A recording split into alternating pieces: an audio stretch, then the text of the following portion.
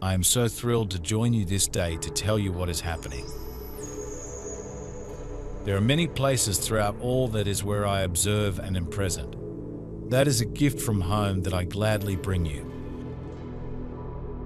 We're going to tell you a little story, one most of you have heard. We are not sharing from any sort of religious perspective because in the heavens we are all religions and we are none. We are pure love, sharing only love, and this, dear ones, is a love story. Humanity, all of us, are in the process of releasing our attachment to suffering, uprooting the 8 great fears that have taken root in the mind as harmful addictions to our pain.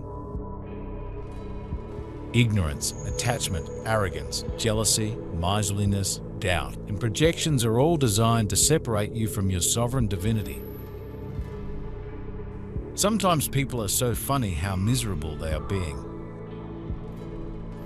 In order for us to make the shift in consciousness that humanity is being invited to make, as our environmental frequency rises into positivity, we must be intimately connected with our intuition and our subconscious. Our entire being can learn to align with gratitude, beauty, great joy, deepest love and compassion. These vibrations are in the spectrum of our intuition and are all beyond ego consciousness, but we can feel them and know what they are. A planet located outside of your solar system is considered an exoplanet. Yes, there are many places throughout all that is with life very similar to that on planet Earth. Certain aspects of your location and environment determine how your world will play out, although many things are simply by choice. This is not just humans, but also spirits pretending to be separate from each other in whatever game you're playing. Many of you have played games in different places throughout the universe.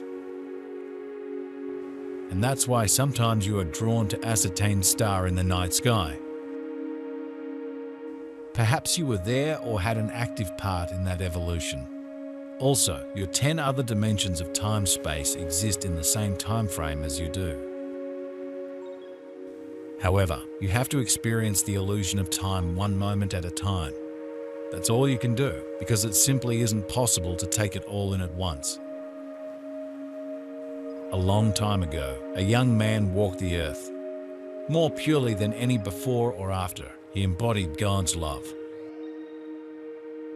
His heart was pure. His words were kind and his humor gentle. He had a gift for making furniture and making children laugh.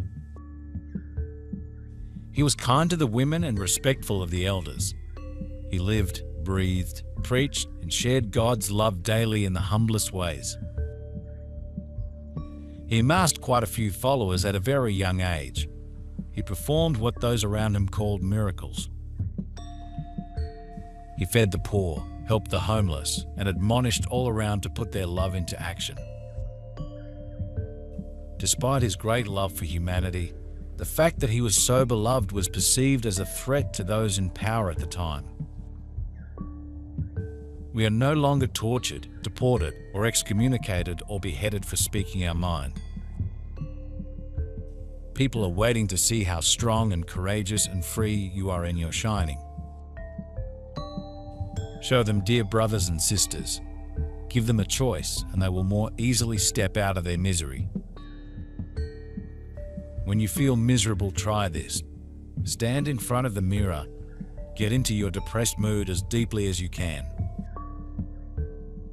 Even exaggerate it and really put on the face. I guarantee that if you watch yourself as you are doing this, something will happen, and you will see what I mean. Our limiting beliefs cannot block them completely, because these vibrations are part of our innate sense of being. We are naturally attracted to them. The leap in consciousness is aided by this attraction. Everything in our experience is a function of our conscious awareness.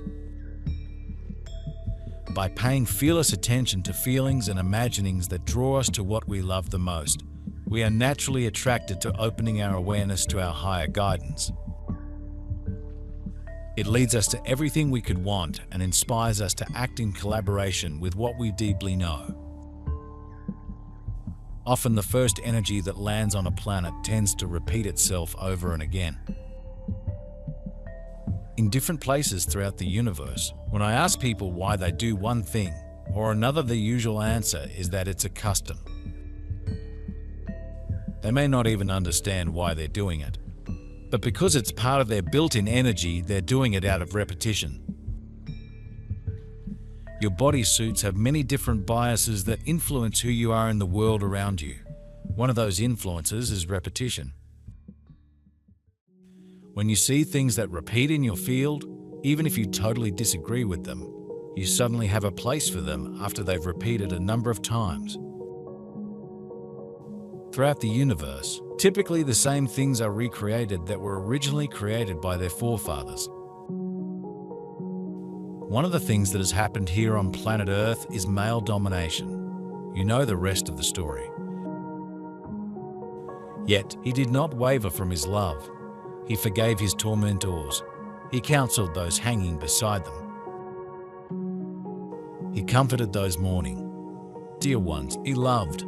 He loved through pain. He loved those who tortured him. He loved those who hated. He loved those who grieved. He loved and only loved. He did not like these behaviors, of course not. He didn't like that human beings derived pleasure from torturing one another. He didn't like the fact that they took delight in his pain. He didn't like to see the women and children mourning with hearts so heavy they could turn to stone. He felt great sadness for the souls lost in darkness. He felt great compassion for those falling into anger, fear, and grief. By this, we mean he focused beyond the massive darkness that was trying with all its might to possess him and lure him into hatred, and instead put his attention on the light. When you think that inside there is the most benevolent soul waiting most patiently and lovingly to peep through and say boo to you. Of course, you may have to hide your smile a little, because it's a serious business being miserable. You cannot be smile and be miserable at the same time, and you can turn on smile just like that, in an instant of choice. You are master of what you feel, and always there is Buddha nature presence within you. Always there is the internal, peaceful, accepting smile going on within you. For success in this endeavor, we can do anything that takes us into gratitude and joy in every moment. Aligning with the energies in resplendent natural environments, listening to inspiring music and doing focused breathing and intense laughter can all be beneficial. Anything that is so powerful that the ego is disabled can help us to open our awareness to our inner knowing and elevated and expanded awareness. Out-of-body experiences are the most powerful in transcending ego consciousness and moving beyond fear. Deep meditation and psychotropics can help us to open our awareness beyond the body and even beyond time. Sometimes into crystalline space-time. We can become thoroughly disoriented in our non-localized presence of awareness, so that we seek great sensitivity to our inner guidance. Without any significant input from our ego consciousness, it becomes irrelevant. We can be entirely confident in our inner knowing of everything we want to know. We can recognize the inner light in the eyes and personal radiance of those we interact with. Our encounters become life-enhancing, and we become transformative for others. With our intentional creative power, we can use quantum healing processes for instantaneous healing. It's also causing a resurgence of the old energy, but this is typical behavior. When beings experience large-scale fear, they step backwards in their evolution. That is true of all beings everywhere, and you are now seeing this surface on Earth in many ways. He is not far behind, so you also have that in common as well. Masculine energy tends to work on the outside of the bodysuit, while the feminine energy tends to work a little bit deeper. One is not better than the other, dear ones, they simply work and present differently. The portal that recently opened around Earth brought possibilities for balancing, and she has been receiving help. As a result, it's now possible to do something never before accomplished, an intentional timeline cross. Because time is linear, it can only be experienced one moment at a time. It is one-dimensional, like a shooting star streaking across the night sky. So, what happens when timelines cross each other? When a timeline cross occurs, each timeline leaves an indelible imprint on the other. Usually during a timeline cross, small changes happen, then both timelines continue on their path. These are not easily predictable and are part of the natural blending of the universe.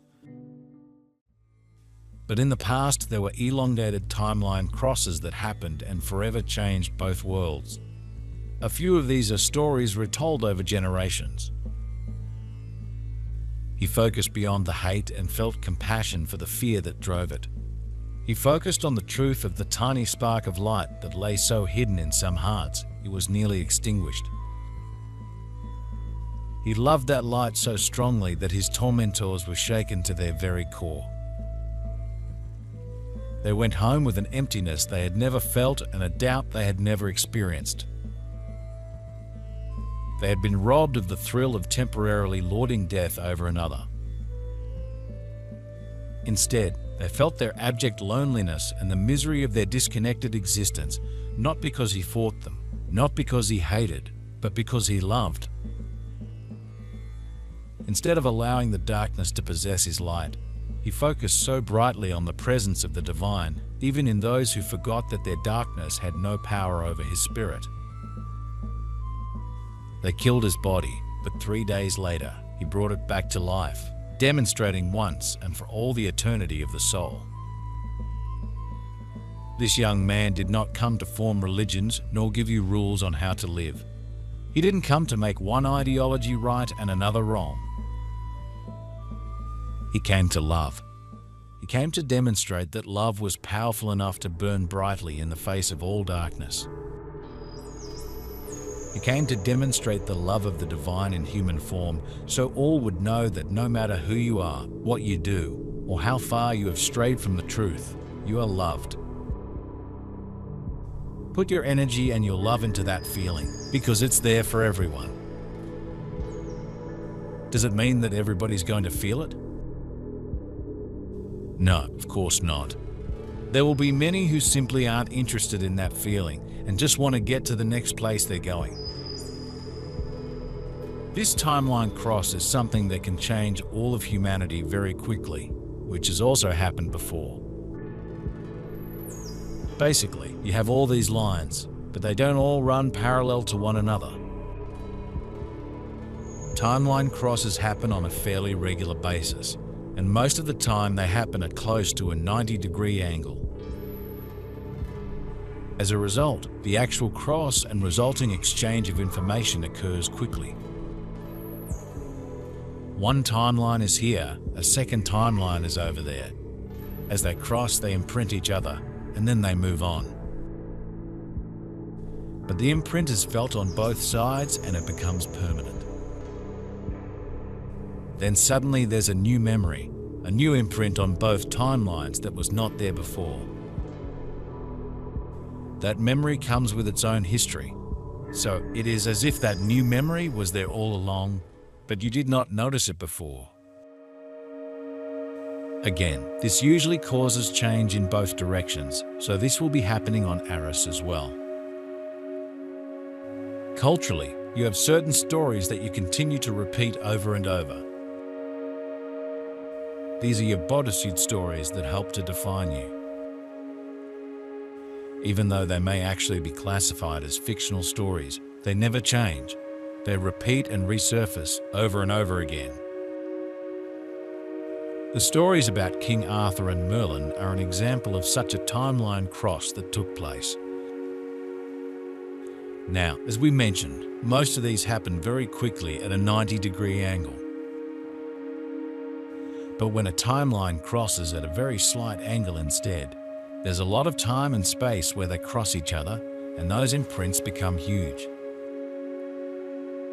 That is also true of the stories of King Arthur and several religions.